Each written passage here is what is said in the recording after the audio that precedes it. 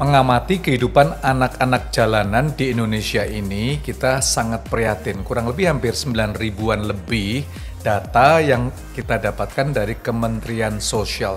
Bahkan 9 provinsi dan hampir 20 kabupaten kota di Indonesia menjelang COVID-19 ini sangat memprihatinkan kehidupan daripada anak-anak jalanan tersebut.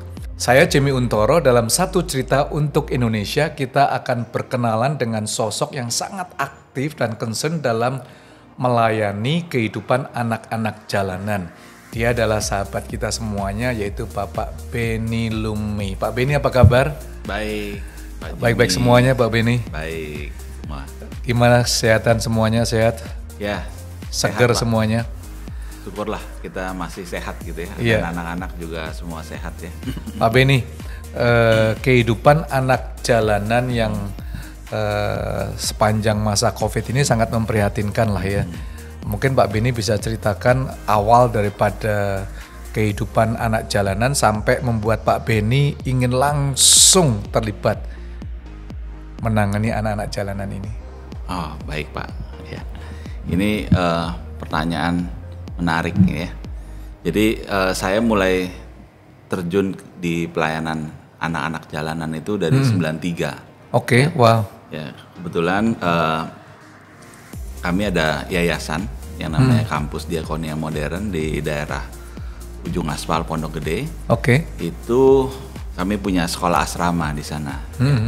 Nah, saat itu kekurangan tenaga untuk mendampingi mereka ya di asrama, dan saya mulai terjun ke situ.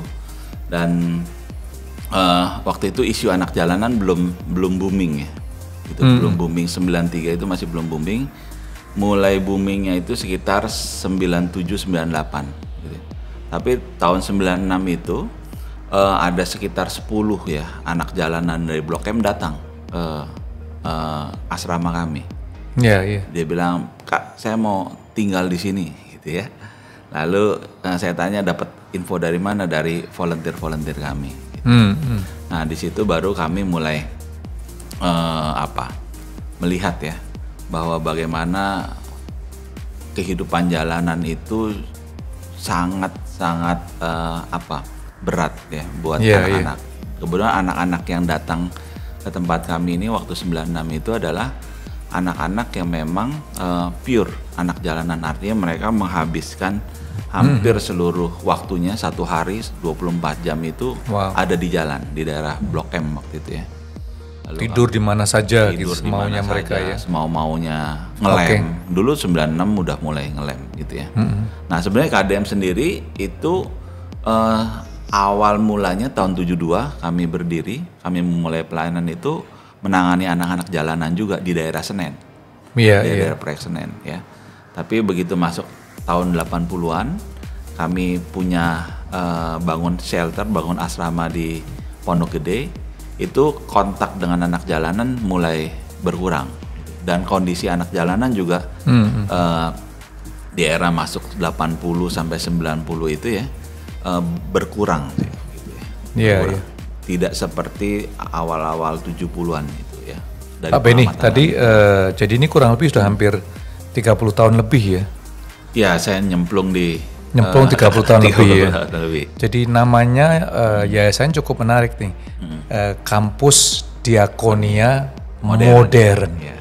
Anak jalanan ditemukan dengan kampus, agak cukup unik atau kontraproduktif mungkin ya, orang jalanan kan, anak-anak jalanan nggak mau di kampus. Kenapa kok sampai terjadi Kampus Diakonia Modern? Jadi gini, yang menjadi core value kami nih, nilai-nilai yang kami pegang itu adalah setiap manusia itu adalah ciptaan Tuhan yang mulia dan berharga. Gitu. Mereka punya harkat martabat yang harus dihargai dan harus dikembangkan, gitu. Itu satu. Ya. Nah, sehingga salah satu cara mengangkat harkat martabat mereka adalah lewat pendidikan, gitu ya. Nah, itu kenapa pendiri KDM gitu ya menggunakan istilah kampus. Kampus ini tempat belajar, gitu ya. Jadi ada gedungnya, ada kampus khusus. Itu kan pemahaman orang, Pak. Oh gitu. Gitu. Tapi sebenarnya spiritnya yang penting gitu ya, bahwa spiritnya. KDM ini adalah tempat belajar. Belajar kalau diangkat lagi filosofinya nih ya. Bagaimana mereka menghargai dirinya itu ditarik ke hubungan relasi dengan Tuhan. Gitu. Jadi pemahamannya kampus dunia ini adalah kampus raksasa gitu ya. Dunia ini adalah kampus raksasa. Wow. Tuhan itu maha gurunya, kita ini mahasiswanya. Wah, ini interesting sekali nih Pak Beni. Jadi di KDM ini semua kita pelajar, mahasiswa gitu ya. Anak-anak termasuk saya itu harus punya spirit belajar gitu ya. Belajar dalam pengertian yang luas. Belajar memahami orang, belajar mengasihi, belajar menerima orang apa adanya, termasuk belajar yang ada kaitannya dengan akademis ya. Dan itu ternyata buat anak-anak kami atau masyarakat yang kami dampingi itu cukup berpengaruh ya. Dia punya kebanggaan gitu bahwa saya tidak tinggal di panti asuhan gitu ya. Saya tinggal di KDM, kampus Diakonia Modern gitu kira-kira Pak. Jadi kalau kadang di statusnya itu anak-anak gitu ya, lulusan dari mana? Kampus Diakonia Modern, nah gitu.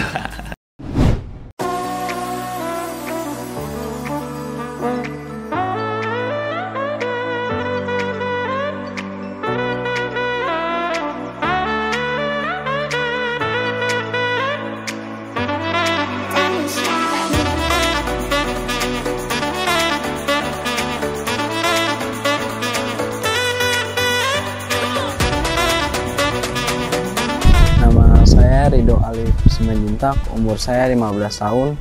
Saya di sini sebagai adik binaan dan saya sudah 5 tahun tinggal di KDM. Awal mula saya tinggal di KDM itu karena dulu saya putus sekolah dari sekolah formal dan ada beberapa kendala dari ekonomi keluarga. Itu pertama dari saudara, akhirnya saya putuskan masuk di KDM itu 2016. Menurut saya anak KDM itu beda lah dengan anak-anak luar gitu yang saya temui, dari cara mereka menanggapi masalah, terus cara mereka berbicara itu berbeda lah, ada tingkat lebih sopan di sini daripada yang di luar gitu. Di luar kayak sebagian teman saya tuh ada yang ngawur, ada yang ya di KDM lumayan anaknya lumayan sopan. Di sini kebanyakan orang rata-rata dari orang jalanan, dari keluarga yang bermasalah, dari kehidupan mereka yang nggak benar. Itu makanya mereka disekolahkan di sini. Saya lebih hidup mandiri walaupun jauh dari orang tua, dan terus bisa berkembang lah dari sebelumnya. Kayak dulu saya umur 9 tahun masuk sini belum bisa apa-apa, belum bisa baca, belum bisa apa, tapi karena saya belajar banyak hal di tempat ini jadi saya bisa belajar. Pertama-tama masuk kelas bengkel itu kita cara pembuatan gelasnya itu kita memilah gelas yang mana yang untuk dijual, mana yang enggak layak untuk dijual. Walaupun itu gelasnya bagus. Nah, contohnya gelas yang untuk dijual itu kayak wine glass yang sama merek, sama jenis, sama bentuk, itu yang kita jual. Terus lalu dibakar. Selesai proses pembakaran, gelasnya terpisah. Habis itu kita lanjut ke proses pengamplasan. Ada 2 jenis gelas, kayak gelas blasting sama gelas yang enggak. Nah, kalau yang blasting itu disemprotkan dengan pasir pantai. Tapi sebelum disemprotkan ke pasir pantai itu harus pasir pantainya terlebih dahulu itu diayak biar halus gitu. Dan terakhir itu proses pembersihan. Dan selesai itu ada beberapa gelas yang ukurannya beda-beda, kayak ukuran 16, 14 sama sekitar 9 cm. Kurang lebih seperti itu, mempersiapkan diri untuk kerja di luar atau magang lah, biar supaya tahu gimana sih kita kerja di luar sebelum kita merasakannya gitu. Nah, kita harus ya latihan dulu lah di sini gitu. Magangnya berkata di KDM dulu. Harapan saya dengan selesainya nanti di KDM saya bisa menjadi orang yang lebih sukses itu dalam mengerjakan sesuatu.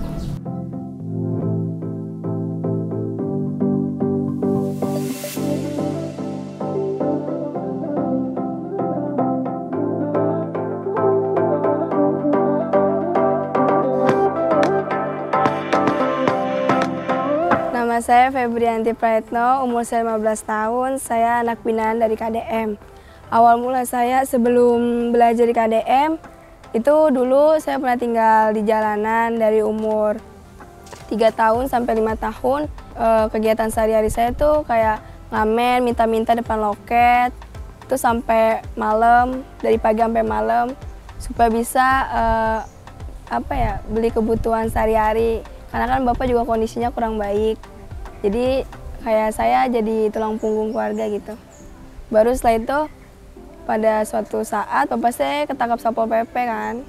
Akhirnya saya juga harus ikut karena itu bapak saya. Saya ikut sama adik saya 2 ke pokoknya ditangkap gitu. Habis itu dibebasin sama salah satu kakak sahabat anak namanya Kapiska Tagalung. Terus akhirnya dioper ke sini. Akhirnya baru saya belajar di sini, tinggal di sini dari 2013. Yang saya rasain pertama malu, asing gitu karena belum kenal. Terus habis itu malu aja buat bergaul sama mereka-mereka yang di sini. Perbedaannya ini sih Kak, kalau di jalanan waktu itu belum keurus. Pas di sini udah kurus, terus udah tahu lah skill-skill saya. Kalau di jalan saya belum tahu skill, saya kayak ngerasa udahlah gue anak jalanan gitu, nggak ada masa depan lah. Mungkin kayak gini aja terusnya gitu. Pas sampai sini saya kayak punya masa depan karena saya tahu skill, karena ikut belajar pengembangan diri di sini gitu. Itu kayak yang saya dapat sini pengembangan diri, skill buat kehidupan Kak. Kayak misalnya untuk bertahan hidup di luar gitu kita harus punya skill. Kayak misalnya saya suka masak, jadi kalau di luar nggak kerja sama siapapun, intinya saya punya skill, jadi itu bisa ngebiayain saya hidup, skill saya itu. Saya tuh bersyukur banget tiba-tiba bisa sampai sini. Kayak saya takjub aja sama rencana Tuhan, karena saya dulu waktu di jalan kayak mikir, Tuhan gak adil ya, aku teman-teman Feby pada bisa sekolah, gapai cita-cita, sukses, kayak saya iri aja. Terus pas sampai sini kayak saya terima kasih aja sama Tuhan karena waktu itu sempat ketangkap Satpol PP, kalau enggak mungkin nggak bisa kesini gitu. Kalau harapan saya semoga ya kedepannya bisa lebih baik lagi, terus bisa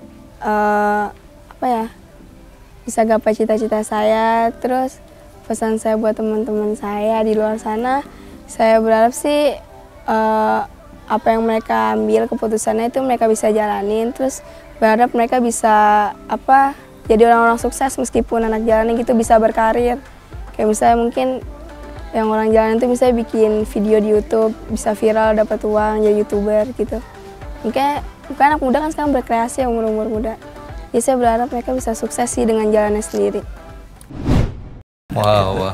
Jadi itu sistem perekrutannya gimana? Pak Benny bersama tim keliling daerah, lalu mereka yang tinggal di jalanan dijemput atau gimana Pak? Kami betul Pak, kami punya tim rescue namanya. Tim rescue? Tim rescue yang memang setiap hari itu keliling. Oke. Ya, dari terminal ke terminal, dari lampu merah ke lampu merah, untuk pertama membangun relasi dengan mereka, gitu ya. Lalu juga memonitoring kondisi mereka, dan kalau mereka ingin meninggalkan jalanan atau mereka dalam kondisi darurat yang harus perlu shelter, kami ajak ke shelter kami di Pondok Gede, gitu ya. Untuk kami ada tempat tinggal, ada asrama, ada sekolah, gitu ya. Tapi kalau mereka sudah masuk ke shelter, kami dorong untuk mereka tidak ke jalan lagi gitu. Jadi bukan rumah singgah konsepnya. Kalau rumah singgah kan mereka waktu istirahat mereka datang gitu ya. Lalu jam-jam tertentu mereka balik lagi ke jalan untuk cari uang, nanti balik lagi gitu ya. Kalau di kami enggak gitu ya. Dan memang tujuan kami adalah bagaimana membuat satu strategi yang bisa menarik mereka dari jalan. Karena prinsip kami jalanan itu bukan tempat yang sehat, tempat yang baik, tempat yang ramah untuk anak. Iya. Jadi dari hampir 30 tahun lebih ini kurang lebih sudah berapa anak-anak yang lulusan KDM? Ribuan ya Pak. Ribuan ya? Ribuan ya. Kalau dihitung dari tahun 72 gitu ya, sampai sekarang ribuan. Sayangnya kami terus terang agak lemah di data gitu ya. Tapi beberapa alumni itu udah nyebar lah ke hampir seluruh Indonesia. Jadi kalau saya sekarang lagi ada pelayanan ke daerah gitu ya, selalu nemu aja ada alumni kami di sana gitu ya. Iya, oke. Jadi kalau kita melihat KDM ini ya, Pak Beni ya, kampus diakonia modern menangani anak-anak jalanan. Kenapa kok mereka sampai ada di jalan? Faktor apa yang membuat anak-anak kita semua ada di jalanan, Pak? Nah, ini banyak faktor ya Pak. Jadi bukan karena, kalau orang bilang wah ini karena ekonomi, enggak juga. Yang paling dominan adalah masalah keluarga. Masalah keluarga ya. Disfungsi keluarga itu yang membuat mereka ke jalan. Entah karena KDRT di kekerasan dalam rumah tangga, entah karena penelantaran, entah karena perceraian gitu ya, atau pembiaran juga orang tua yang tidak care dengan anak gitu. Itu kenapa akhirnya dalam program-program kami sekarang ini juga yang kami lakukan bagaimana melakukan intervensi kepada keluarga gitu ya. Supaya anak tidak sampai ke jalan gitu ya. Jadi banyak keluarga ini yang anak-anaknya rentan turun ke jalan. Dia belum sempat sampai ke jalan gitu, atau sudah mulai anaknya ke jalan gitu ya. Nah, bagaimana ini segera diintervensi supaya anaknya tidak semakin senang di jalan gitu ya. Itu satu. Ya. Tapi kalau ditarik lagi, jadi anak jalanan ini saya bilang sebuah fenomena ya gitu ya. Akibat dari banyak hal. Sehingga kalau masalah utamanya adalah keluarga dari pengalaman Pak Beni sendiri. Keluarga dan kalau mau ditarik lagi lebih atas lagi Pak, kebijakan gitu. Kebijakan dari pemerintah gitu. Jadi kalau pemerintah punya kebijakannya bagus gitu ya. Pemerintah punya komitmen bahwa anak tidak boleh di jalan dan itu dijalankan dengan konsisten, itu anak jalanan bisa nggak ada. Kalau toh ada, angkanya sangat kecil. Ini saya ambil contoh gitu ya. Iya. Karena ini hasil kajian kami juga ya dari 97 sampai sekarang. Sejak pemerintah menata sistem transportasi publik, terutama kereta api, ya, dimana kalau naik kereta api itu mesti ada tiket, mesti ada ID card, gitu ya. Lalu juga kalau naik KRL itu nggak bisa desek-desekan kayak kemarin, gitu.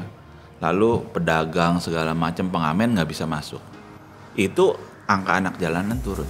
I see. Ya. Semua dulu kami bisa menemukan banyak di Jakarta ini anak dari Surabaya, Semarang, Jogja. Ya. Mereka sangat mudah akses ke Jakarta lewat kereta api. Sekarang enggak. Itu satu contoh. Yang kedua misalnya kebijakan ganjil genap di DKI. Ya. Wah ini menarik juga. Ya. Waktu kebijakan 3-in-1 itu angka anak jalanan tinggi Pak. Setiap pagi jadi joki gitu ya? Setiap pagi dan sore itu anak-anak yang kami dampingi. Tapi bukannya itu bukan anak jalanan dong? Anak jalanan Pak. Oh gitu? Iya, anak-anak jalanan, mereka ke jalan. Bukannya itu justru bagus memberikan income? Iya, tapi kan kalau dari bicara sisi perlindungan anak gitu ya, itu mereka mengalami kerentanan gitu. I see. Ya kan, bisa tereksploitasi. Dan tapi memang banyak anak-anak yang akhirnya misalnya 3-in-1 itu kan jam-jam sekolah gitu. Mereka nggak sekolah jadi karena pendapatannya besar. Ya. Yeah. Hasil survei kami terakhir itu satu anak sehari bisa 100-150 ribu gitu. Wow.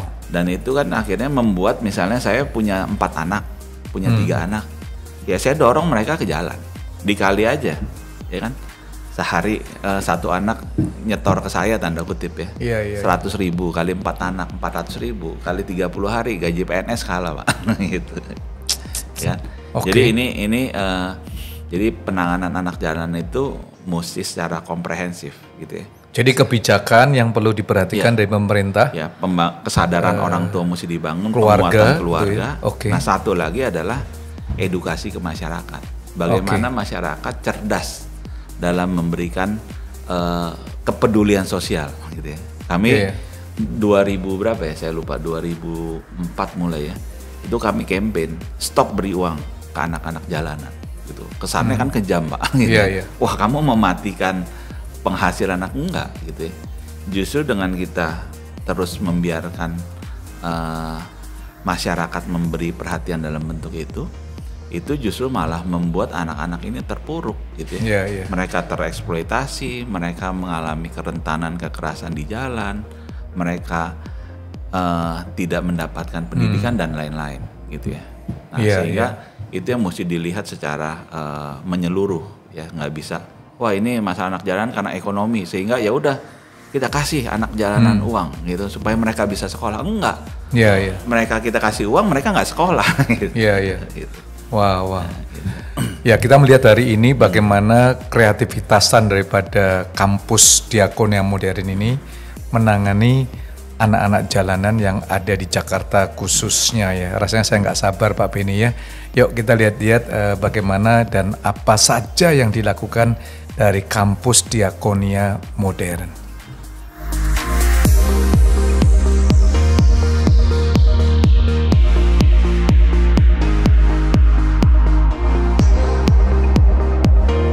So, teman-teman, thank you semuanya telah nonton dalam video ini. Jangan lupa like, comment, share, dan juga nyalakan lonceng notifikasi. So, sampai jumpa dalam video selanjutnya. Satu cerita untuk Indonesia.